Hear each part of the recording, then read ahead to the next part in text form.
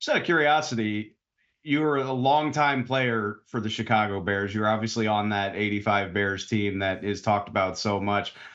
Is with all the stops you've made in the NFL since then as a coach, what's your level of intrigue in what's about to happen in Chicago? I mean, I would imagine that resonates with you a little bit. It does. It really does. And I'll tell you, they've had a really good offseason. They really have. You know, they've added on to their group of young, talented players by bringing in some veteran guys that they're going to surround this young quarterback with. You know, I really believe that, you know, Caleb is going to be their pick. I think going out and adding the talent that they've had on the offensive side, knowing that they got to also help to improve and add some more depth on their offense. As far as their offensive line is concerned, maybe add one more playmaker and another young wide receiver to go with that veteran group led by DJ Moore. I think, again, making sure that running game is in place, because play action is also going to be one of those really strong things that's going to help this young quarterback. And then defensively, you know, last year it really started with the trade that was made to bring Montez Sweat to Chicago, and we saw the improvement right away on that defense because of who Montez is, an explosive, dynamic football player, you know, a guy that really added on to what they want to do on the defensive side. So I think that they've done some really good things this year, and I'm very interested just because of, you know, again, as a former Bear, it's you know, and you play for that team for 9 seasons, it's kind of hard not to cheer for them. So I'm hoping that they have a really good draft. I really do believe Caleb's going to be the pick. There's a couple of teams, Chicago, Washington, where the choice in front of them looks pretty obvious. You know, it's a quarterback. It depends on which one they like. But I'm curious about other teams that might be searching for that quarterback in this draft, whether it's a team that wants to trade up, like potentially Minnesota, or maybe it's just a team that's hoping the right guy falls to them. I'm curious for your perspective on that decision, where a quarterback is something that could be in the cards, but it's not really up to you. How do you weigh how much you like the player versus the plan of action to get that player?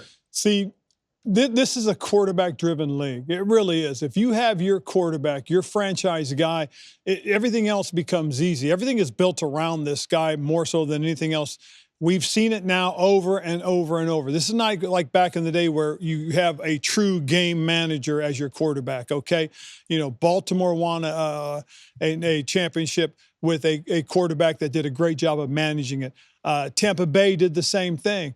But then you turn around and you look at what's happened in the last, 5, 6, 7 Super Bowls, and those are won by teams with quarterbacks that took the game over.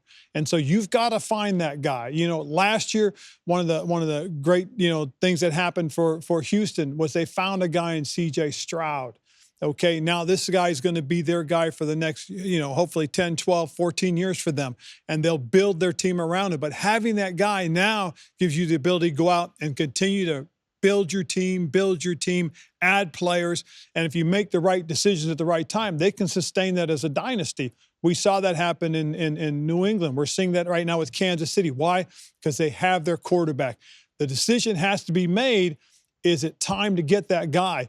Minnesota is a team, I think, that has an opportunity to potentially move up in the draft because, again, they've got some pretty good pieces in place. But the thing that they don't have right now is they don't have that franchise guy that can be there for the next 10, 12 years. So, yeah, that's a team I think that really may be one of those guys that can come up and move up.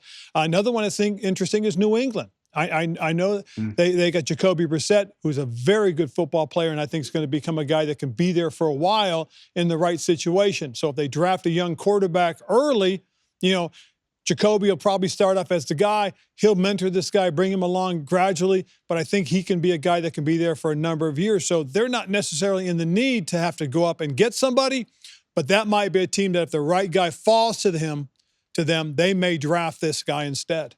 I'm so curious about that. And it kind of goes back to what you say, like these teams, the number of players they're willing to pick is always smaller than what we on the outside see. Right. So New England is a great example. I'd love your perspective on it. They pick third.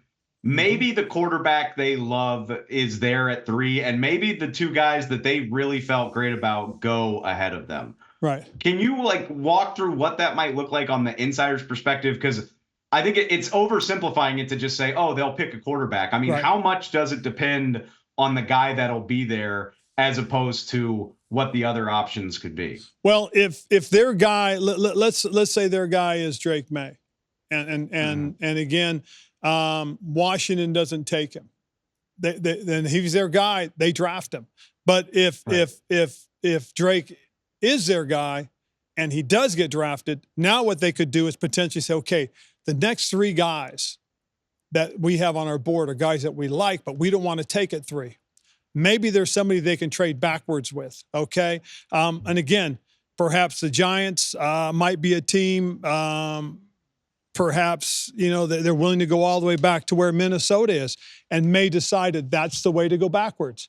Now, if those guys that they have listed next as their number 3, 4, and 5 quarterback is available, now they take the quarterback, but at the same time, they've also gotten more draft capital.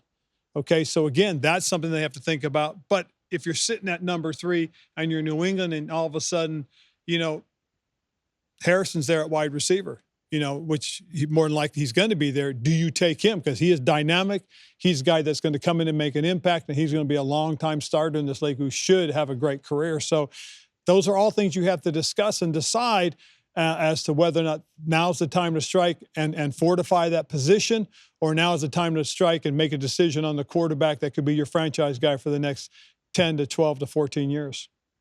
Which it goes back to the amount of prep involved that you could potentially be making a franchise-altering decision in the 10 minutes that you have on the clock after the team in front of you makes that choice. But the truth is they're having a discussion right now probably.